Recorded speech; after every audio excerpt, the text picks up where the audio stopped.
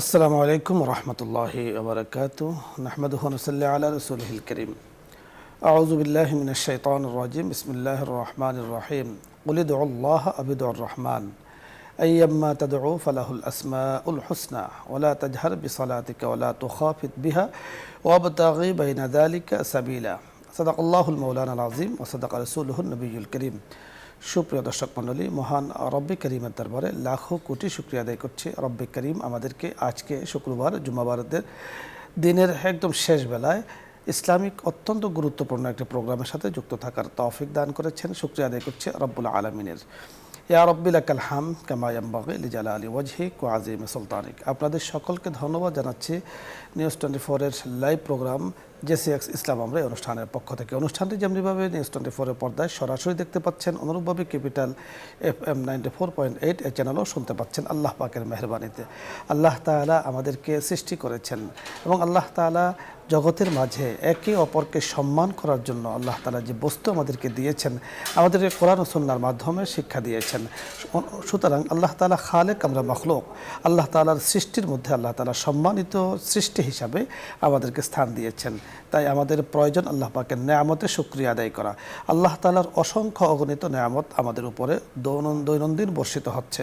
আল্লাহ তাআলা বলেছেন, বান্দা তোমরা যদি আমার নেয়ামতকে গুনতে চাও গুনতে পারবে, কিন্তু শেষ করতে পারবে না। সত্যি আল্লাহ পাকের এত নেয়ামত আমাদের উপরে রয়েছে। আল্লাহ রাব্বুল আলামিনের এই যে আল্লাহ শব্দটি আমরা উচ্চারণ করি, কত সম্মানিত, কত মর্যাদাপূর্ণ এবং কত তাজিমের সাথে উচ্চারণ করি আমরা, আলহামদুলিল্লাহ। তাই আজকে আল্লাহ পাকের নাম, গুণবাচক নামের সম্মান নিয়ে আমরা কথা বলবো। মুসলিম হিসাবে যা আমাদের জন্য জানা অত্যন্ত জরুরি। এই বিষয় নিয়ে যিনি কথা বলবেন আমি আপনাদের সাথে পরিচয় করিয়ে দিচ্ছি। বিশিষ্ট ইসলামী চিন্তাবিদ, লেখক এবং গবেষক, মিডিয়া আলোচক শেখ মুফতি মোহাম্মদ ওসমান গনি, সহকারী অধ্যাপক, আহসানিয়া ইনস্টিটিউট, ঢাকা। সাথে আছি বরাবরের মতো আমি আমজাদ হোসেন হেলালি। আসসালামু আলাইকুম ওয়া রাহমাতুল্লাহ। ওয়ালাইকুম আসসালাম ওয়া রাহমাতুল্লাহ। শেখ কেমন আছেন আপনি? আল্লাহর রহমতে ভালো আছি, আপনি কেমন আছেন? আলহামদুলিল্লাহ, আল্লাহ তাআলা খুব ভালো রেখেছেন। আল্লাহ তাআলা পবিত্র কোরআনে সূরাতুল হুজুরাতে আপনি জানেন, আমাদেরকে জানিয়ে দিয়েছেন যে কেউ যেন কারো নামকে উলট পালট করে অথবা বিগড়িয়ে না উচ্চারণ করে, না ডাকে। মানুষের নাম যদি বিগড়ানো, মানুষের নাম যদি এদিক সেদিক করে বলা না যায়, যেটা নাজায়েজ বলা হয়েছে, আল্লাহ রাব্বুল আলামিনের নামের তাজিম কতটুকু করা দরকার, কত সম্মান করা দরকার, এ সম্পর্কে আমরা আপনার কাছে শুনব। ধন্যবাদ সুপ্রিয় উপস্থাপক, সম্মানীয় দর্শক শ্রোতা। মহান আল্লাহ রব্বুল আলামিন সকল কিছুর তিনি স্রষ্টা, তিনি খালেক, মালিক, এবং ওনার যে পরিচয়, সে পরিচয়ের সবচেয়ে বড় পরিচয় হলো আল্লাহু আকবার, যেটি আমরা এই জন্মের পর থেকে শিশুর কানে আজান দেওয়া হয় সেখান থেকে শুরু করে একেবারে জানাজার সালাত বা জানাজার নামাজের মধ্যেও কিন্তু সেই তাকবীরের মাধ্যমে শেষ করি আল্লাহু আকবার, মানে আল্লাহ মহান। তো যিনি যত মহান তার সম্মান তত বেশি। যে আল্লাহর মহানত্ব, বড়ত্ব, এগুলো তার নামের মাধ্যমেই প্রকাশিত হয়েছে। এজন্য আমরা শুরু করি বিসমিল্লাহির রহমানির রহিম। রহমান রহিম, পরম করুণাময়, অতি দয়ালু আল্লাহর নামে শুরু করছি, মানে নাম দিয়েই শুরু করতে হয়। আল্লাহ পাকের নামগুলো আল্লাহর পরিচয়। আল্লাহ পাকের নামের মধ্যে প্রথমত আছে তার জাতি বা সত্তাগত নাম, যেটি আল্লাহ, এবং রয়েছে তার সিফাতি বা গুণবাচক নাম, এবং এর সংখ্যা অনেক। হাদিস শরীফে এসেছে যে আল্লাহ রব্বুল আলামিনের 99টি অর্থাৎ অনেকগুলো নাম আছে, এবং যারা এই নামগুলো অনুধাবন করবে, ধারণ করবে, হিফজ করবে, নবী করিম সাল্লাল্লাহু আলাইহি ওয়াসাল্লাম বলেন তারা জান্নাতে প্রবেশ করবে। সুবহানাল্লাহ। এই নামগুলো দুভাগে বিভক্ত। প্রথমত জামালি, আল্লাহর সৌন্দর্য, আল্লাহর যেই দয়া, মায়া, রহমত, এগুলোর যে বিবরণ যে নামগুলোর মধ্যে পাওয়া যায় সেগুলোকে বলে সিফাতে জামালি। আর দ্বিতীয়ত আছে সিফাতে জালালি, যে আল্লাহ রব্বুল আলামিন তিনি ন্যায় বিচারক, এবং তিনি কাহার, তিনি জব্বার, তিনি পরাক্রমশালী। অর্থাৎ তিনি ভালো মানুষের জন্য, মুমিন, মুত্তাকিন, পরহেজগার, সালেহিনদের জন্য যেমন করুণা করবেন, ঠিক যারা অবিশ্বাসী, অকৃতজ্ঞ, যারা মানবাধিকার লঙ্ঘন করে, যারা মানুষের মানব স্বার্থের বিরুদ্ধে কাজ করে, আল্লাহর বিরুদ্ধাচরণ করে, তাদের জন্য আল্লাহ কাহার এবং জাব্বার, এই ধরনের গুণাবলীগুলোকে জালালি বলা হয়। তো এই নামগুলো যখন আমরা নিব, আপনি শুরুতে কোরআনে কারীম আয়াত তেলাওয়াত করেছেন, কুলিদু আল্লাহ আউদ রহমান, যে তোমরা আল্লাহকে ডাকো এবং রহমানকে ডাকো, এবং যে নামেই ডাকো না কেন তার জন্য রয়েছে আসমাউল হুসনা, সুন্দর সুন্দর নাম। এবং এই নামগুলো আমরা কিভাবে ডাকবো সেই বিষয়টি আমরা যখন আল্লাহ বলবো, প্রথমত উচ্চারণটার যেন শুদ্ধ হয়।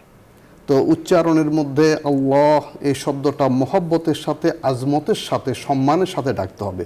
এবং সম্মানের একটি পর্যায় হলো যে আমরা কারো নাম বলার সময় জনাব শব্দটা যেমন ব্যবহার করি, মিস্টার শব্দটা ব্যবহার করি, মোহতারাম শব্দ ব্যবহার করি, হজরত শব্দ ব্যবহার করি, এই আল্লাহর নামের সাথে অন্য আরও দু একটি গুণবাচক নাম ব্যবহার করা উচিত। যেমন আল্লাহ সুবহানাহু ওয়া তাআলা, আল্লাহ তাআলা, আল্লাহ জাল্লা জালালুহু, আল্লাহ রব্বুল আলামিন, আল্লাহ মেহেরবান, আল্লাহ পাক, এই ধরনের শব্দ ব্যবহার করা উচিত।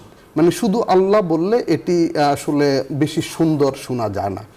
ঠিক আল্লাহর নাম আমরা যখন জিকির করি, স্মরণ করি, জিকিরের বিভিন্ন পর্যায় রয়েছে, মনে বিশ্বাস, মুখে উচ্চারণ এবং কাজে বাস্তবায়ন।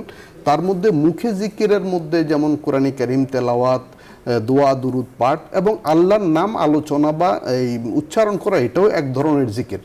এই জিকিরের ক্ষেত্রে উচ্চারণটা কেমন হবে, এটি সূরা বনী ইসরাইলের 110 নম্বর আয়াতের শেষ অংশে বলা হচ্ছে যে সলাতের মধ্যে তোমরা খুব উচ্চ আওয়াজ করবে না এবং খুব নীরবেও না, মাঝামাঝি অবস্থান তোমরা উচ্চারণগুলো করবে। তো আমরা আল্লাহর নামে যখন জিকির করব তখনও কিন্তু মাঝামাঝি উচ্চারণ করা উচিত। এবং হাদিস শরীফে এই বিষয়ে বিস্তারিত রয়েছে। কোরআনে কারিমে আল্লাহ রাব্বুল আলামিন বলেছেন যে আল্লাহকে ডাকার যেই নিয়ম, সেখানে দুটো শব্দ এসেছে, একটি হলো তাদাররুআন ওয়া খিফা, ভয় এবং বিনয়ের সাথে ডাকা। দ্বিতীয়ত এসেছে তাদাররুআন ওয়া খুফিয়া, যে নীরবে ডাকা। এখানে নীরবে সরবে দুইভাবে ডাকা যাবে, তবে আদবের সাথে, তাজিমের সাথে ডাকতে হবে। এবং এই নামগুলো ডাকলে, আল্লাহকে ডাকলে আল্লাহ সাড়া দেন। তো কোরআনে কারিমে আল্লাহ রাব্বুল আলামিন বলেছেন ওয়াইজা সাআলাকা ইবাদি আন্নি ফাইন্নি কারিব, হে প্রিয় নবী সাল্লাল্লাহু আলাইহি ওয়াসাল্লাম, আপনাকে যদি আমার বান্দারা প্রশ্ন করে আমি কোথায় আছি, কি করি, তো আপনি বলেন আমি নিকটেই আছি। উজিবু দাওয়াতাদ দাঈ ইজা দাআন, যখনই আল্লাহ রাব্বুল আলামিনকে কোনো বান্দা ডাকে সঙ্গে সঙ্গে আল্লাহ সাড়া দেন। সুতরাং আল্লাহকে ডাকা এটি গুরুত্বপূর্ণ একটি ইবাদত। এবং আল্লাহকে ডাকা মানে আল্লাহর স্মরণ বা আল্লাহর জিকির, জিকির একটি গুরুত্বপূর্ণ ইবাদত। তো কোরআনে কারিমে আল্লাহ রাব্বুল আলামিন বলেছেন উযকুরুল্লাহ কিয়ামান ওয়া কুউদান ওয়া আলা জুনুবিকুম, যে তোমরা দাঁড়ানো অবস্থায়, বসা অবস্থায়, শোয়া অবস্থায়, সর্ব অবস্থায় আল্লাহর জিকির করো, আল্লাহকে স্মরণ করো।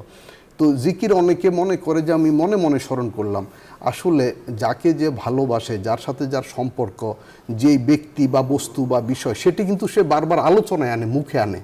তো আমি আল্লাহকে মনে যেমন স্মরণ করব, মুখে উচ্চারণ করব, উচ্চারণটা সহিশুদ্ধভাবে করতে হবে এবং সেই উচ্চারণটা সম্মানের সাথে, তাজিমের সাথে, আজমতের সাথে করতে হবে। এখানে আরেকটি প্রসঙ্গ আছে, আল্লাহ রব্বুল আলামিনকে আমরা যখন সম্বোধন করব তখন তুমি না আপনি সম্বোধন করব, এটি দুটোই বলা যাবে। এখন আমার অনেক সময় আমরা শুনে শুনে করি, তুমি বলি, অনেক সময় আবার আপনি বলি। নিজের অনুভব থেকে যদি বলা হয়, যার সাথে আল্লাহর খুব ঘনিষ্ঠ সম্পর্ক, তখন তুমি মেহেরবান, এটা বললে কোনো দোষ নেই, এটা বলা যাবে। আবার যদি সম্মানের সাথে আপনি বলি, যেমন আমি ব্যক্তিগতভাবে মনে করি আপনি বললে, কারণ আমি হয়তো সেই পর্যায়টা বুঝতে পারি নাই, আল্লাহর সাথে যে আপনি করে সম্বোধন করি, এটাও আমি করতে পারি। আপনি যথার্থ বলেছেন। দর্শক মণ্ডলী, আল্লাহ নামের সম্মান করা প্রতিটি সৃষ্টির উপরে জরুরি। পবিত্র কোরআন দ্বারা প্রমাণিত যে আল্লাহ তাআলার যত মাখলুকাত আছে, জড় পদার্থ, প্রাণী জগতে যত কিছু আছে, সকলেই আল্লাহ পাকের নামের পরিপূর্ণ সম্মান রেখে আল্লাহ তাআলা স্মরণ রাখে, জিকির করে এবং প্রত্যেকেই তার নিজস্ব ভাষায় আল্লাহ তাআলা জিকির করেন। যদিও আমরা বুঝি না, গাছে আমরা পাতা দেখি ঝিরঝির করে, আকাশে পাখি উঠতে দেখি যে উঠতে থাকে, পানির মধ্যে আমরা দেখি মাছ টপ টপ করে পানি পান করে। আসলে তারা তাদের ভাষায় আল্লাহ পাকে জিকির করে, তবে পরিপূর্ণ সম্মান রেখে। ঠিক মানব জাতির উচিত পরিপূর্ণ সম্মান রেখে আল্লাহ পাকের নামের উচ্চারণ, আল্লাহ পাকের নামের জিকির, আল্লাহ পাকের নামের স্মরণ করা। আমাদের শেখ মুফতি মোহাম্মদ ওসমান গনি সেদিকে আমাদেরকে ইঙ্গিত করেছেন যে সম্পূর্ণ তাজিম, সম্পূর্ণ সম্মান আমার দিলের মধ্যে, আমার মনের মধ্যে থাকতে হবে। আল্লাহ রাব্বুল আলামিন আলামিনের নামের তাজিম, নামের সম্মান দ্বারাও কিন্তু আল্লাহ তাআলা আমাদেরকে ক্ষমা করে দিতে পারেন, মাফ করে দিতে পারেন। আল্লাহ পাকের মাফের ভান্ডার দরজা অনেক বড়, যা কল্পনা করে শেষ করা যাবে না। তাই চলুন আল্লাহ পাকের নামের স্মরণ, আল্লাহ পাকের নামের উচ্চারণ, আল্লাহ পাকের নামের জিকির আমরা সুন্দর ও সম্মানের সাথে করি। আরেকটি বিষয়, একজন মুমিন যখন আল্লাহ পাকের নামের স্মরণ যথাযথভাবে পরিপূর্ণ সম্মানের সাথে সম্মান রেখে উচ্চারণ করে, তো আল্লাহ তাআলা তার কলবকে আল্লাহমুখী করে দেন। আমরা প্রায় বলে থাকি আমার পাগল মন সারাক্ষণ আল্লাহ তাআলার নামে জপে, যে আল্লাহ পাকের নামে যে অন্তরটি পাগল হয়ে যায়, তো সে অন্তরের মধ্যে আল্লাহ পাক অত্যন্ত চমৎকার, অত্যন্ত ভালো কিছু সেখানে দিয়ে থাকেন। আল্লাহ রাব্বুল কারীম আমাদেরকে কথাগুলো বোঝার তৌফিক দান করুন। আলোচ্য বিষয় নিয়ে আপনাদের যদি কোনো কিছু বোঝার থাকে প্রশ্ন করতে পারেন, অথবা যে কোনো মাসলা মাসাইল নিয়ে আপনি চাইলে প্রশ্ন করুন, আমরা চেষ্টা করব কথা বলার জন্য। প্রথমে যিনি আছেন, আসসালামু আলাইকুম। দর্শক পরিচয় বলে প্রশ্ন করুন।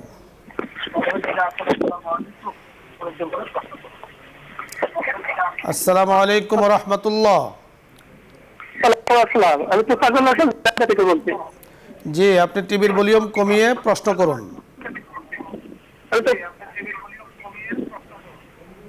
আমি আজ থেকে 9-10 বছর আগে একটা সুদভিত্তিক এনজিওতে চাকরি করতাম, বুঝছেন? টিভির ভলিউম বাড়িয়ে রেখেছেন, এজন্য আপনার কথাগুলো বোঝা যাচ্ছে না। 9-10 বছর আগে চাকরি করতেন, বলুন। এনজিওতে চাকরি করতাম। তা চাকরি করার কালে সময় 30 একটু মাজারে যাই, আমার কর্মস্থলের পাশে। সেখানে আমার স্ত্রী হলো মাজারে টাকা দিতে বললে, কিন্তু আমি টাকা দিই না দিয়ে চলে আসার 3 দিন পরে আমি একটা অ্যাক্সিডেন্টে পুরো পঙ্গু হয়ে গেছি। এখন আমার আত্মীয় সবাই বলে এই মাজারে টাকা না দেওয়ার কারণে তো এটা হয়েছে। এটা সত্য কিনা তাই আমি জানতে চাচ্ছি। আপনাকে ধন্যবাদ। আমরা কথা বলছি, আপনি শুনতে থাকুন। বুঝতে পেরেছি। আসলে মাজারে টাকা দেওয়া না দেওয়ার সাথে মানুষের দুর্ঘটনার কোনো সম্পর্ক নেই। দুর্ঘটনা এটি সাবধানতা অসাবধানতা এই কারণে হয়ে থাকে, আর আল্লাহর ইচ্ছা সর্বোপরি। আর মাজারে আমরা টাকা কেন দেব? মাজারে তো কোনো টাকার দরকার নাই। মাজারে যিনি আছেন তার খাওয়া পড়া লাগে না, তার পোশাক আশাক লাগে না, তার কোনো ব্যয় নাই। সুতরাং মাজারে টাকা দেওয়া এটি কোনো শরীয়তের বা ইসলামের নিয়ম নেই।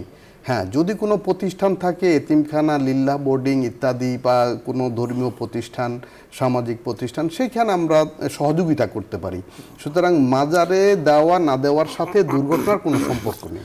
আপনি যথার্থ বলেছেন। মাজারে মান্নত করার জন্য মাজার নয়, মাজারে জিয়ারত করার জন্য। মাজারে গিয়ে সেখানে কোরআনে কারীমের আয়াত এবং হাদিসে বর্ণিত দোয়া কালাম পাঠের জন্য মাজার। সেখানে আপনি মান্নত করবেন, সেখানে টাকা দিবেন, না দিলে ক্ষতি হবে, এই ধরনের বিশ্বাস আসলে ঠিক নয়। পরবর্তী দর্শকের কথা আমরা শুনবো। জি, আসসালামু আলাইকুম রহমতুল্লাহ।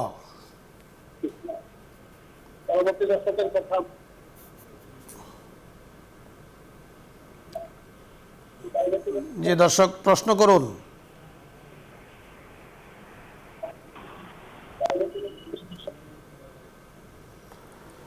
এরপরে দর্শক যিনি আছেন, আসসালামু আলাইকুম।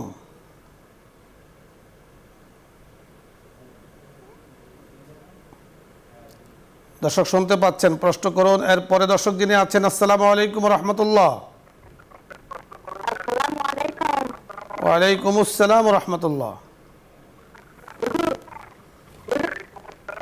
টিভির ভলিউম কমিয়ে নিন, এরপরে কথা বলুন।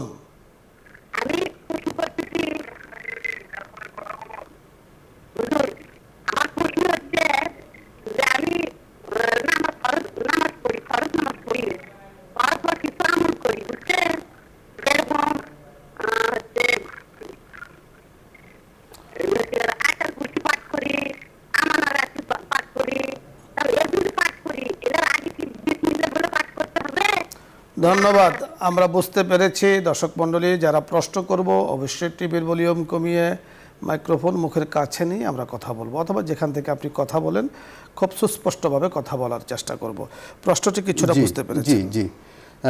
নামাজের পরে, ফরজ নামাজের পরে আয়াতুল কুরসি, আমানা রসুল সহ কোরআনে কারিমের বিভিন্ন আয়াত পড়া, এটি সুন্নাত আমল। এবং আয়াতুল কুরসির ফজিলত সম্পর্কে আমরা সকলেই জানি, 5 ওয়াক্ত ফরজ নামাজের পরে আয়াতুল কুরসি তেলাওয়াত করলে তার বেহেশতে যাওয়াতে কোনো বাধা থাকবে না মৃত্যু ব্যতীত। তো এখন উনি বলেছেন বিসমিল্লাহ পড়তে হবে কিনা। হ্যাঁ, কোরআনে কারিমের আয়াত তেলাওয়াতের আগে আউযু বিল্লাহ এবং বিসমিল্লাহ উভয়টাই পাঠ করতে হবে, করা উচিত। আপনি আমাদের রাসূলও পড়েন, অন্য যেই কোনো আয়াত পড়েন, যখনই পড়েন আউযু বিল্লাহ বিসমিল্লাহর সাথে পড়াটা এটা হলো কোরআন তেলাওয়াতের আদব। পরবর্তী দর্শকের কথা শুনবো। আসসালামু আলাইকুম।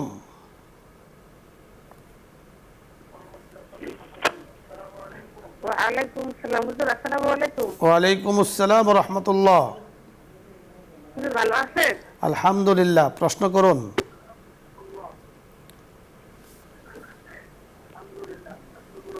হুজুর আমার প্রশ্ন হলো যে আমরা যে পুকুরে মাছ আবাদ করি, আমাদের কি এই মাছের জাকাত দিতে হবে? যদি মাছের জাকাত দিতে হয় তাহলে সেই জাকাতটা পুকুরে, অনেক বড় পুকুর, অনেকগুলি মাছ আবাদ হয়, এই মাছের জাকাত হুজুর কিভাবে দিব? বুঝতে পেরেছি, আপনি শুনতে থাকুন, আমরা কথা বলছি। আরো দুটো প্রশ্ন আছে হুজুর। বলুন। আর আমরা যে ভুট্টা আবাদ করি হুজুর, ভুট্টা ধানের, হুজুর আমরা তো ধানের ঔষধ দেই, আমন ধান হোক, তারপর হলো আপনার চায়না ধান হোক, কিন্তু হুজুর আমরা ভুট্টার ঔষধ কিভাবে দিব হুজুর? আমরা বুঝতে পেরেছি আপনি। আর একটা প্রশ্ন আছে হুজুর। আর একটা প্রশ্ন হলো যে আমরা যে মুরগি যে ডিম পারে, মুরগির মধ্যে আমরা হাঁসের ডিম তাপ দিতে পারবো না হুজুর? এটা কি পাপ হবে? দেওয়া যাবে কি? আমরা বুঝতে পেরেছি। আপনি সুন্দর সুন্দর প্রশ্ন করেছেন, শুনতে থাকুন, আমরা কথা বলছি। বুঝতে পেরেছেন প্রশ্নগুলো? তিনি বলছেন যে মাছ চাষ করা হয় পুকুরে বা জলাশয়ে, সেখানে জাকাতটা কিভাবে হবে। তো মাছের জাকাতটা হবে মাছ যখন বিক্রি করা হবে সেই টাকা, এবং সেটি যারা সাহেবে নিসাব বছরান্তে উনি হিসাব করে জাকাত দিবেন তারই অন্তর্ভুক্ত হয়ে যাবে জাকাতটা, এটা আলাদা হিসাব করা লাগবে না। অর্থাৎ মাছটা যখন পুকুরে থাকবে, এবং আমাদের দেশে আলহামদুলিল্লাহ এখন যথেষ্ট মাছের চাষ করে অনেকে থাকে এতে, তো সেখানে তো আপনি নিশ্চিত বলতে পারছেন না পানির নিচে মাছটা কি পরিমাণ আছে কি পরিমাণ নেই, এই জন্য ওখানে থাকা অবস্থায় আন্দাজ যেহেতু করা যায় না, সেহেতু তার উপরে জাকাত না। জাকাত হলো বিকৃত অর্থ যখন হাতে আসবে সেটা নেশাব পরিমাণ হলে এবং সেটি নেশাবপূর্ণ হলে বছরান্তে দিবে। আর তিনি ওসরের একটা প্রসঙ্গ এনেছেন, ভুট্টা চাষ খুবই গুরুত্বপূর্ণ। আমরা ওসর শব্দটা অনেকে ভুলেই গিয়েছি, এবং ফসলের জাকাত ওসর এটা কিন্তু অত্যন্ত গুরুত্বপূর্ণ একটি ফরজ ইবাদত। এতে সামাজিক নিরাপত্তা এবং দারিদ্র্য বিমোচনে, বিশেষ করে মহঙ্গা বা দারিদ্র্য কবলিত এলাকায় এটা খুবই গুরুত্বপূর্ণ, এবং এটি সারা দেশে সবার জন্য সমানভাবে প্রযোজ্য। ওসরের দুটি নেশাব আছে, যেখানে সেচ এবং কীটনাশক সার দিতে হয় না, সেখানে হলো 10 ভাগের 1 ভাগ। আর যেখানে অর্থাৎ উৎপন্ন যে ফসল তার 10 ভাগের 1 ভাগ জাকাত দিতে হবে। ওসর বলা হয় এটাকে, জাকাত হিসাবে দিতে হবে, এবং এটা দিতে হবে যারা জাকাত গ্রহণের যোগ্য তাদেরকে। আর দ্বিতীয়ত, যদি সেচ এবং কীটনাশক এবং সার দিতে হয় তাহলে সেখানে 20 ভাগের 1 ভাগ, মানে ওসরের অর্ধেকটা দিতে হবে, এবং এটি উৎপাদনের সময় দিতে হবে। যখনই ফসল কর্তন করা হবে, ফসল তোলা হবে তাৎক্ষণিক, এতে বছর পূর্ণ হওয়ার দরকার নাই, এবং হানাফি ফিকহ মতে এতে নিসাবও প্রয়োজন নেই, এবং সকল রকমের এই ভূমিতে উৎপন্ন ফসল শস্য এর ওসর আদায় করতে হয়। ওনার শেষ প্রশ্ন ছিল চমৎকার, যে হাঁসের ডিম মুরগি দিয়ে তা দিয়ে বাচ্চা ফোটানো, এবং এটি বৈধ কিনা, জায়েজ কিনা। হ্যাঁ, এটি জায়েজ, কারণ এতে কোনো পশুর বা প্রাণীর কোনো ক্ষতি হয় না। স্বাভাবিকভাবে হাঁসের ডিম হাঁস তা দিতে পারে, সাধারণত আমাদের গ্রামেগঞ্জে মুরগি দিয়ে হাঁসের ডিম তা দেওয়া হয়, এতে কোনো শরীয়তের নিষেধ নেই। হাঁসের মতো কিন্তু বিভিন্ন জাতের হাঁস আছে, আপনি দেখেছেন কিনা? আমরা দেখেছি, শুনেছি যে গ্রামে আগে ছিল গ্রাম্য হাঁস, পাতি হাঁস যাকে বলা হয়, এরপরে দেখা যাচ্ছে আধুনিক প্রযুক্তিতে অস্ট্রেলিয়ান হাঁস। তো ওই হাঁসের কারণে হাঁসের নিজেই নিজের ডিমকে তাও দিয়ে বাচ্চা ফোটায়, এবং বাচ্চা ফোটানোর একটা প্রক্রিয়া যেটা গ্রামের মা বোনরা অবলম্বন করে থাকেন, যে হাঁসের ডিমকে মুরগির নিচে দিয়ে তা দিয়ে সেটাকে বাচ্চা ফোটায়। এতে প্রজননের যে পদ্ধতি, এটা পদ্ধতিগত একটু পন্থা আমাদের মা বোনরা অবলম্বন করে থাকেন, এতে শরীয়তের দৃষ্টিতে কোনো সমস্যা নেই। এমনকি হাঁসের ডিম তো বর্তমানে মেশিনের মাধ্যমে তা দিয়ে ডিম বাচ্চা করা হয়, মুরগির ডিমও করে, সুতরাং এতে কোনো নিষেধ, কোনো সমস্যা নেই। পরবর্তী দর্শকের কথা আমরা শুনবো। জি, আসসালামু আলাইকুম ওয়া রাহমাতুল্লাহ। ওয়ালাইকুম আসসালাম ওয়া রাহমাতুল্লাহি ওয়া বারাকাতুহু। হুজুর, আমার দুটি প্রশ্ন। বলুন। আমার একটি প্রশ্ন হলো, আমার স্বামী যদি ঋণগ্রস্ত থাকে তাহলে কি আমি নিজস্ব কোনো যাকাত দেওয়া কি জায়েজ আছে কিনা? অনেক হুজুরেরা আরেকবার বলুন। দেয় না। হুজুর, আমি তো অসুস্থ, তো গলাটা একটু বসে গেছে, তাই কথা বোঝা যায় না। আমার জন্য একটু দোয়া করে। আপনার জন্য দোয়া করছি, আল্লাহ তাআলা আপনাকে সুস্থতা দান করুন। তবে প্রশ্নটি আমরা খুব একটা বুঝতে পারিনি, আপনি আরেকবার চেষ্টা করবেন। পরবর্তী দর্শকের কথা শুনবো। আসসালামু আলাইকুম ওয়া রাহমাতুল্লাহ।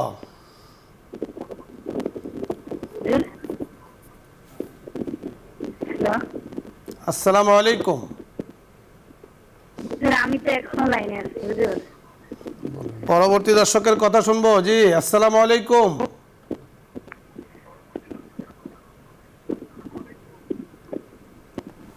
কানেকশনে হয়তো বা কোনো সমস্যা, নেটওয়ার্কে কোনো সমস্যা হতে পারে। এরপরে দর্শক গিয়ে আছেন। আসসালামু আলাইকুম ওয়া রাহমাতুল্লাহ। হুজুর, হ্যালো। আসসালামু আলাইকুম। ওয়ালাইকুম আসসালাম হুজুর। জি, প্রশ্ন করুন। আমার প্রশ্ন হলো, আমার স্বামী যদি ঋণ থাকে, আমি নিজস্ব যাকাত কি দিতে পারবো না? আমার স্বামীর জন্য আমার যাকাত তো ফরজ হবে না? স্বামীর ব্যবসা নিয়ে কিছু জানতে চেয়েছেন। জি, আমরা আসলে কথাটি বুঝতে পারছি না। আপনি যে প্রশ্নটি করেছেন আরেকবার চেষ্টা করুন। দোয়া চেয়েছেন, আপনি অসুস্থ, আপনার জন্য আল্লাহ তাআলার কাছে আপনি দোয়া করছি, আল্লাহ তাআলা আপনাকে সুস্থতার নেয়ামত দান করুন। আপনি লাইনটি কেটে দিন, আমরা পরবর্তী দর্শকের কথা শুনবো। যে পরবর্তী দর্শকের কাছে যাচ্ছি। আসসালামু আলাইকুম ওয়া রাহমাতুল্লাহ। ওয়ালাইকুম আসসালাম। জি দর্শক, প্রশ্ন করুন।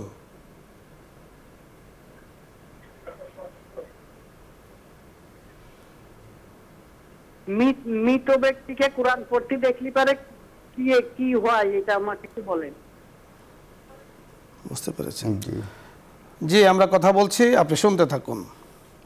মৃত ব্যক্তিকে উনি স্বপ্ন দেখেছেন এবং দেখেছেন তিনি কোরআন শরীফ তেলাওয়াত করছেন। যদিও আমাদের এই অনুষ্ঠানটি স্বপ্ন ব্যাখ্যার অনুষ্ঠান নয়, তারপরেও এটি বিষয়টা ভালো যে হয়তো তিনি আগে জীবদ্দশায় কোরআন তেলাওয়াত করতেন, নিশ্চয়ই এই জন্যই তাকে সেটা দেখেছেন। তো আমাদের উচিত আমরা জীবিত অবস্থায় বেশি বেশি কোরআন তেলাওয়াত করা, যাতে আমরা এর ফল ইনশাআল্লাহ পরকালে ভোগ করতে পারি। এরপরে দর্শক যিনি আছেন, আসসালামু আলাইকুম ওয়া রাহমাতুল্লাহি ওয়া বারাকাতুহু। দর্শক পরিচয় বলে প্রশ্ন করুন। রহমতুল্লাহ। হুজুর, আমি ধরম পাশা সুনামগঞ্জ থেকে ইনুস বলছিলাম। জি ইউনুস ভাই, প্রশ্ন করুন। হুজুর, আমার প্রশ্ন হলো যে কোন কারণ ব্যতীত ঈদের জামাত মসজিদে পড়া মাকরুহ, কিন্তু আমাদের দেশে 95টা মসজিদে কোনো কারণ ছাড়াই ঈদের জামাত পড়া হয়ে থাকে, এই ব্যাপারে কি বলবেন? আর 2 নম্বর প্রশ্ন হলো যে রাসূল সাল্লাল্লাহু আলাইহি সাল্লাম এই মানে এই ঈদের জামাতে এক রাস্তাতে যাইতেন, আর এক রাস্তাতে আসতেন, কি কারণটা? এই কারণটা যদি একটু বলতেন। অত্যন্ত সুন্দর এবং গুরুত্বপূর্ণ প্রশ্ন আপনি করেছেন। আমরা এক ঈদ আদায় করেছি, আরেক ঈদ সামনে আছে, অবশ্যই এই মাসআলাগুলো আমাদের জানা খুবই প্রয়োজন। বুঝতে পেরেছেন? জি। ঈদের নামাজ জামাতে আদায় করতে হবে খোলা মাঠে, এটি হলো সুন্নাত। এখন যদি খোলা মাঠ কোথাও না থাকে, অনেকে মসজিদে আদায় করে থাকেন এবং হয়তো খোলা মাঠে আয়োজন করা যায়নি, হয়তো বা বৃষ্টি কাদা এরকম যদি উজর থাকে, তাহলে যে কোনো জায়গায় মসজিদেও আদায় করা যাবে। তো বিনা কারণে বিনা উজরে মসজিদে আদায় না করা উচিত। এবং এটা কর্তৃপক্ষ স্থানীয়ভাবে ওনার মতো সচেতন যারা আছেন তারাই উদ্যোগী হয়ে এটা ওই ঈদের দিন গিয়ে বললে লাভ নেই, ঈদের পরে বললেও লাভ নেই, বরং ঈদের 10 দিন আগে থেকে যে মাঠে কোথায় করতে হবে সে আয়োজনে সহযোগিতা করা আমাদের উচিত। মুসল্লিগণের উচিত ইমাম সাহেবকে, কমিটির লোকজনকে এই কাজে উদ্বুদ্ধ করা যে চলেন আমরা অমুক মাঠে আয়োজন করব, আয়োজন করতে কি কি লাগবে, উপরে চাউনি ত্রিপল লাগবে যদি বৃষ্টি বাদল বা রোদের দিন হয়, তারপরে সেখানে হয়তো মাইকের ব্যবস্থা লাগবে, সাউন্ড সিস্টেম, অনেক কিছু লাগবে, করতে হবে। আপনাকে ধন্যবাদ। এই বিষয়ে আমি আপনার সাথে একটু অ্যাড করতে চাই যে প্রথমত বিষয় হলো যে বিনা কারণে ঈদের নামাজ মসজিদে পড়া মাকরুহ। আপনি যে বিষয়টি বলেছেন আসলে বিষয়টি এমন নয়। মসজিদে ঈদের নামাজ পড়া জায়েজ, তবে বলা হয়েছে মাঠে পড়া আফজল ও উত্তম। এখানে উত্তম আর উত্তমের খেলাফ যেটা বিষয়টি বলা হয়েছে, আমাদের বাংলাদেশে আমরা দেখেছি প্রত্যন্ত গ্রামগঞ্জে এবং বিভিন্ন এলাকাতে স্থানীয়ভাবে সামাজিকভাবে ঈদের মাঠ রয়েছে এবং ঈদের মাঠে পড়া হয়। এটা আপনিও দেখেছেন, আমরাও দেখেছি এবং আমরা নিজেরাও পড়েছি।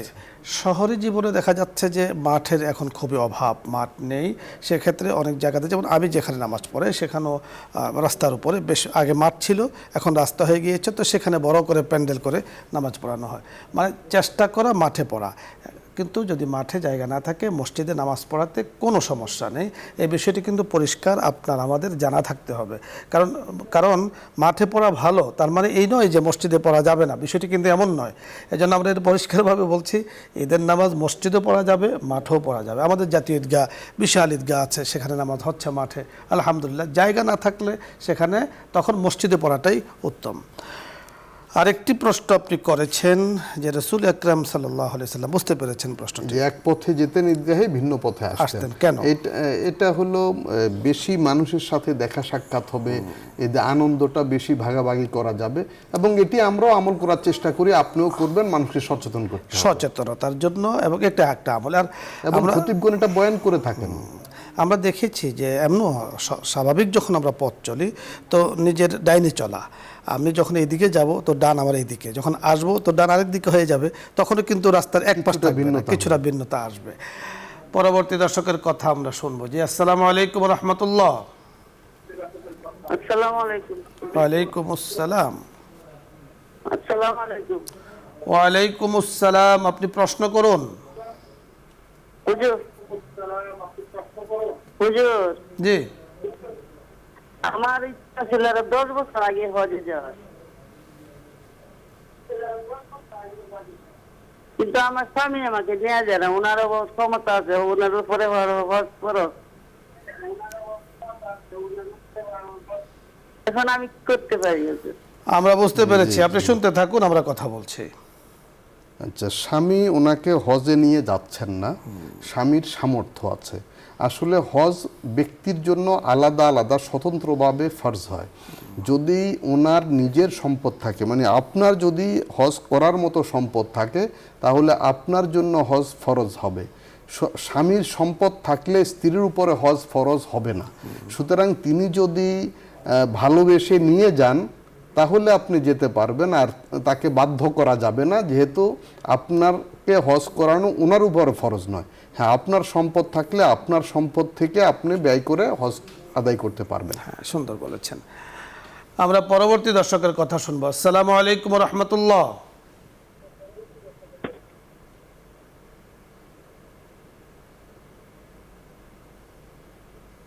জি, দর্শক শুনতে পাচ্ছেন?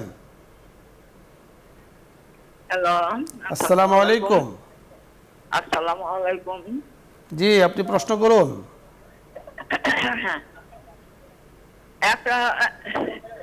একটা কথা গ্রামের বাড়িতে কয় যে রাজার পাশে নাকি রাজ্য পুরি মরে, রাজার পাশে রাজ্য পুরি মরে। আজকে দেশের যে পরিস্থিতি তাতে কি রাজার পাপেই রাজ্য পুরি মরছে নাকি? আপনাকে ধন্যবাদ, আমরা বুঝতে পেরেছি। আপনি প্রবাদ বাক্য দিয়ে সকল বিষয়ের উপরে আসলে করা যায় না, বুঝতে পেরেছেন কথাটি। যে রাজার দোষে, এটা অনেক প্রবাদ বাক্য আছে। আমি যেটা বলেছি যে আজকে শেখ, আমি আপনাকে হাদিস শরীফে ভিন্ন একটা কথা আছে যে কোনো জাতির আমল যদি খারাপ হয়, আল্লাহ রব্বুল আলামিন তাদের উপরে জুলুম চাপিয়ে দেন। তো আমাদের আমলগুলোকে আমাদের ঠিক করতে হবে, এবং এই আমল ঠিক করার দায়িত্ব অপরের নয়, আমার আমল ঠিক করার দায়িত্ব আমার নিজের। আমি নিজেই জানি যে আমার আসলে কতটুকু অপরাধ, কতটুকু গুনাহ। আপনি দেখেছেন মোল্লা জিয়ন রহমতুল্লাহ আলাই, উনি কত বড় একজন মুহাদ্দিস ছিলেন এবং আরবি ব্যাকরণের একজন ডক্টর ছিলেন, যিনি ডক্টরেট করেছেন। ওনাকে একজনে বলেছে যে আপনার স্ত্রী তালাক হয়ে গিয়েছে, তো উনি কান্না শুরু করেছেন, অনেক কেঁদেছেন। তো একজনে বলছে আপনি কাঁদছেন কেন? আমি তো কাঁদছি, আমার স্ত্রী তো নেই। বলে কেন আপনার স্ত্রী নেই, কোথায় গিয়েছে? কোথায় তালাক হয়ে গিয়েছে। উনি বলেছেন আপনি কি তালাক দিয়েছেন? কারণ আমি তো তালাক দিই নাই। তো স্ত্রী হলো আপনার, তালাকের মালিক আপনি, আপনি তালাক দেননি, তো তালাক হলো কিভাবে? তখন তিনি বলেছেন, ভাই এ কথা আমারও জানা আছে, কিন্তু বিষয়টা হলো যে একজন মুসলমান কিভাবে মিথ্যা কথা বলতে পারে, তাকে অবিশ্বাস আমি করতে তাকে পারিনি। অবিশ্বাস করতে পারিনি। সে মিথ্যা কথাটা কিভাবে আমার কাছে বলল, আমি দুঃখে কান্না করছি যে একজন মুসলমান আবার মিথ্যা কথা বলতে পারে। তো ঠিক আমরা বিষয়টি যদি এভাবে চিন্তা করি, যে আমি প্রত্যেকেই আমরা যদি চিন্তা করি যে আমার কি গুনাহ আছে, কারণ আল্লাহ তাআলা কোরআনে কারিমে আমাদেরকে জানিয়ে দিয়েছেন, যাহারাল ফাসাদু ফিল বাররি ওয়াল বাহরি বিমা কাসাবাত আইদিন নাস।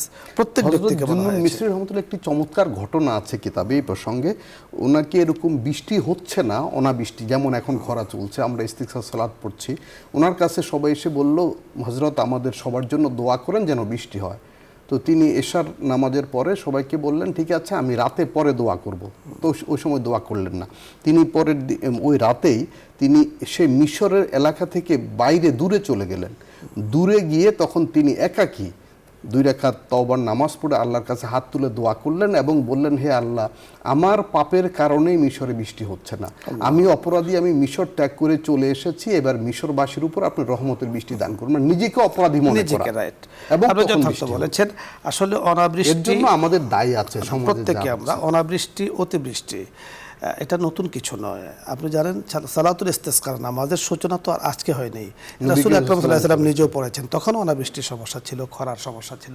আমরা প্রত্যেকে আল্লাহ তাআলার কাছে তওবা করি, এবং আমাদের যদি গুনাহ হয়ে থাকে আমরা সকলে জানি, নিজের হিসাব নিজে করি কার কি গুনাহ হয়েছে, এবং তওবা করি যাতে আল্লাহ তাআলা আমাদেরকে মাফ করে দেন। এবং আমাদের দোয়ার কারণে আল্লাহ তাআলার কাছে আমরা বলছি যে আমাদের দেশটাকে আল্লাহ তাআলা সুন্দর, উপযোগী এবং বসবাস উপযোগী এবং আবহাওয়া আমাদের উপযোগী করে দেন। রাসূল আকরাম সাল্লাল্লাহু আলাইহি ওয়াসাল্লাম যখন মদিনায় এসেছেন, তখন মদিনার আবহাওয়া কিন্তু সাহাবায়ে কেরামের অনুকূলে ছিল না। রাসূলের দোয়ার কারণে কিন্তু অনুকূল হয়ে গিয়েছে। দোয়াটা আমাদের খুব বেশি করে প্রয়োজন। অমুকে কি করেছে, তমুকে কি করেছে সেটা না দেখে আমি কি করেছি সেটা আমরা দেখি। ধন্যবাদ। পরবর্তী দর্শকের কথা শুনবো। জি, আসসালামু আলাইকুম ওয়া রাহমাতুল্লাহ।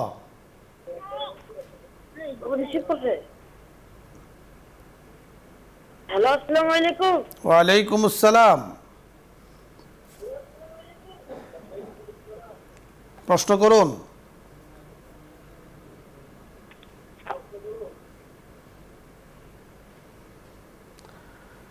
জি, আপনি চেষ্টা করছেন, কানেকশন পাচ্ছেন না, আপনাকে ধন্যবাদ। তবে আপনাকে আমরা বলবো, আপনি আজকে প্রশ্ন করতে পারেননি, ইনশাআল্লাহ আগামীতে প্রশ্ন করবেন। ধন্যবাদ আপনাকে। শেখ মোহাম্মদ ওসমান গনি, আপনাকেও ধন্যবাদ। বড় সুন্দর গোছালো আলোচনা আজকে আমাদের দর্শকদের জন্য আপনি উপহার দিয়েছেন। দর্শক মণ্ডলী, তীব্র গরম, প্রচণ্ড গরমের দোয়া রাসূল আকরাম সাল্লাল্লাহু আলাইহি ওয়াসাল্লাম আমাদেরকে শিখিয়ে দিয়েছেন। আল্লাহুম্মা সাইয়্যিবান নাফিআন গায়রা দাররিন ওয়ালা মুদাররিন। ইয়া আল্লাহ, আপনি আমাদেরকে বৃষ্টি দান করুন, যে বৃষ্টি আমাদের জন্য উপকারী, অপকারী বৃষ্টি থেকে আপনি আমাদেরকে হেফাজত করুন। এবং আল্লাহ তাআলা কোরআনে কারিমে আয়াত নাযিল করে জানিয়ে দিয়েছেন, ফাস্তাগফিরু রাব্বাকুম ইন্নাহু কানা গাফফারা। তোমরা তোমাদের রবের কাছে ক্ষমা চাও, তিনি ক্ষমাকারী। তিনি যখন ক্ষমা করে দিবেন, ওয়ায়ুরসিলু আলাইকুম মিদরারা, আল্লাহ তাআলা তখন তোমাদের উপরে, আমাদের উপরে মিদরারান, প্রবল বর্ষণ তিনি আমাদেরকে দান করবেন। ওয়ুমদিদকুম বিআমওয়ালিন ওয়া বানিন, এবং আল্লাহ তাআলা বর্ষণের পর আমাদেরকে সন্তান দেবেন, সম্পদ দেবেন, অনেক কিছু দেবেন। তবে তওবা করতে হবে আগে, তওবা জরুরি। গুনাহ হয়ে গেলে তওবা করতে হয়, এটা ইসলামের শিক্ষা। আল্লাহ রাব্বুল কারীম আমাদেরকে সেই তৌফিক দান করুন। চলুন আল্লাহ তাআলার কাছে আমরা তওবা করে দোয়া করে নেই। আস্তাগফিরুল্লাহ আস্তাগফিরুল্লাহ রাব্বি মিন কুল্লি যামবিন ওয়া আতুবু ইলাইহি লা হাওলা ওয়ালা কুওয়াতা ইল্লা বিল্লাহিল আলিয়্যিল আযীম। আল্লাহুম্মা সাল্লি আলা সাইয়্যিদিনা ওয়া নাবিয়্যিনা وشفيعنا وحبيبنا ومولانا محمد صلى الله عليه وعلى آله وأصحابه وبارك وسلم. اللهم صل على سيدنا ونبينا وشفيعنا وحبيبنا ومولانا محمد صلى الله عليه وعلى آله وأصحابه وبارك وسلم. الحمد لله رب العالمين، والصلاة والسلام على أشرف الأنبياء والمرسلين وعلى آله وأصحابه أجمعين. ربنا ظلمنا أنفسنا وإن لم تغفر لنا وترحمنا لنكونن من الخاسرين. رب ارحمهما كما ربياني صغيرا رب ارحمهما كما ربياني صغيرا.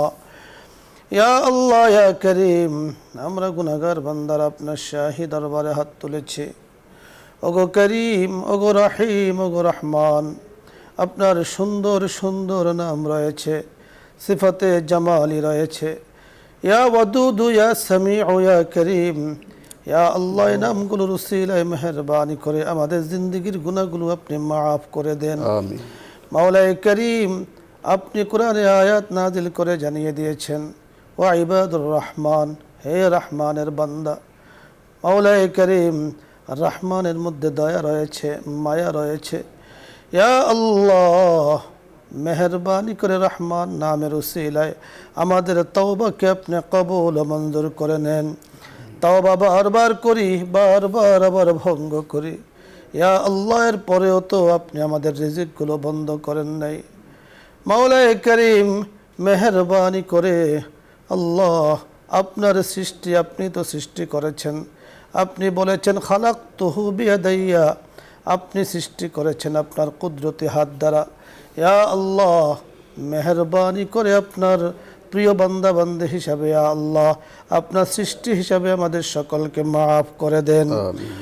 এলাহি গর কে দরিয়া এ গুনাহম, তো মেদানে ও খুদ হস্তে গওয়াহম, গুনাহে বে আদদ রাবার বস্তম, গুনাহে বে আদদ রাবার বস্তম, হাজারা বার তওবা শিকস্তম। ইয়া আল্লাহ, আমাদেরকে আপনি মাফ করে দেন। তামাম জাহানের উম্মতে মুসলিমাকে আপনি মাফ করে দেন। আমাদের দেশের মানুষগুলোকে আপনি মাফ করে দেন। ইয়া আল্লাহ, গুনার কারণে মাওলাই করিম আযাব ও গজব যদি এসে থাকে, মেহেরবানি করে আপনি দূর করে দেন। ইয়া আল্লাহ, ক্ষমা চাইলে আপনি পছন্দ করেন। মাওলাই করিম, আমরা দেখেছি বাবা মার মধ্যে কত মায়া দিয়েছেন। মা মাওলায়ে করিম সন্তানের কষ্ট সহ্য করতে পারেন না, সন্তানের চোখের পানি মা সহ্য করতে পারেন না, সন্তানের তাপ মা সহ্য করতে পারেন না, নিজে কষ্ট করে সন্তানকে আরাম দেন। ইয়া আল্লাহ, মায়া তো আপনি দিয়েছেন। মাওলায়ে করিম, গরমে, প্রচণ্ড গরমে কত মানুষ কষ্ট পাচ্ছে গো মাবুদ, মেহরবানি করে গরমকে আপনি দূর করে দেন। দেশের পরিস্থিতি আমাদের জন্য ইয়া আল্লাহ উপযোগী করে দেন। আল্লাহুম্মা সাইয়্যিবান নাফিআন ইয়া করিম, আল্লাহুম্মা সাইয়্যিবান নাফিআন ইয়া করিম। মাওলায়ে করিম, মেহরবানি করে আমাদের মুরব্বিদেরকে আপনি মাফ করে দেন। যেই জায়গায় বসে হাত তুলেছে ইয়া আল্লাহ, যত মানুষ আমাদের সাথে হাত তুলেছেন সকলকে আপনি মাফ করে দেন। সকলের জন্য সর্ব অবস্থা খায়রের ফয়সালা করে দেন। মাওলায়ে করিম, দুনিয়ার তাপ আমরা এতটুকু তাপ সহ্য করতে পারি না। ইয়া করিম, জাহান্নামের তাপ কিভাবে সহ্য করব গো মাহবুদ। ইয়া আল্লাহ, আমাদের সকলের জন্য জাহান্নাম মুক্তির ফয়সালা করে দেন। সুন্দর অনাবিল শান্তির জায়গা জান্নাতের ফয়সালা করে দেন। ইয়া আল্লাহ, আপনি বড় মায়াময়, বড় দয়াময়। ইয়া আল্লাহ, ইহসানে ভরপুর, নেয়ামত দ্বারা আমাদেরকে ভরপুর করে রেখেছেন। মেহরবানি করে যারা অসুস্থ সুস্থতার নেয়ামত দান করেন। মাওলায়ে করিম, যারা কষ্টে আছে কষ্টগুলোকে আপনি দূর করে দেন। ইয়া আল্লাহ, কৃষকের কৃষিকাজে আপনি বরকত দান করেন। ওই বৃষ্টি, ওই ঠান্ডা আমাদেরকে দান করেন যা আমাদের জন্য উপকারী। ইয়া আল্লাহ, ওই বৃষ্টি থেকে হেফাজত করেন যা আমাদের জন্য, জগতের জন্য, দেশের জন্য অপকারী ক্ষতি। এর থেকে ইয়া আল্লাহ মেহরবানি করে আপনি আমাদেরকে হেফাজত করেন। আল্লাহুম্মা বারিক লানা ফি হায়াতিনা ওয়া আমওয়ালিনা ওয়া আজওয়াজিনা ওয়া যুররিয়াতিনা কুররাতা আয়ুন ওয়াজআলনা লিল মুত্তাকিনা ইমামা। আল্লাহুম্মা সাল্লি আলা সাইয়্যিদিনা মুহাম্মদ সালাতান তুনাজ্জিনা বিহা মিন জামিইল আহওয়ালি ওয়াল আফাত ওয়া তাকযী লানা বিহা জামিআল হাজাত وتطهرنا بها من جميع السيئات وترفعنا بها عندك على الدرجات وتبلغنا بها أقصى الغايات من جميع الخيرات في الحياة وبعد الممات إنك على كل شيء قدير. آمين. يا كريم ইয়া আল্লাহ যে প্রোগ্রামে বসে হাত তুলেছে JCX ইসলাম আমরে প্রোগ্রামকে আপনি কবুল ও মঞ্জুর করে নেন। আমরা যারা যুক্ত আছি বসুন্ধরা পরিবার মাওলাই করিম আমরা যারা আছি মেহেরবানি করে সকলের জন্য খায়রের ফয়সালা করে দেন। ইয়া আল্লাহ সম্মানিত চেয়ারম্যান সাহেব MD সাহেবদেরকে পরিবারের সদস্যবৃন্দ যারা আছেন আমরা যারা আছি ইয়া আল্লাহ আমাদের পরিবারের সদস্যবৃন্দ যারা আছেন মাওলাই করিম মেহরবানি করে আপনার নামের উসিলায় জাতে পাকের উসিলায় সিফাতি নামের উসিলায় মেহরবানি করে সকলের জন্য খায়রের ফয়সালা করেন। মাওলাই করিম ইয়া আল্লাহ মৌতের কষ্ট বড় কঠিন আল্লাহ যেই দিন ডাক দিবেন আমাদের সকলের জবানে এইভাবে কালিমায়ে তাওহীদ চালু করে দিয়েন লা ইলাহা ইল্লাল্লাহু মুহাম্মাদুর রাসূলুল্লাহ।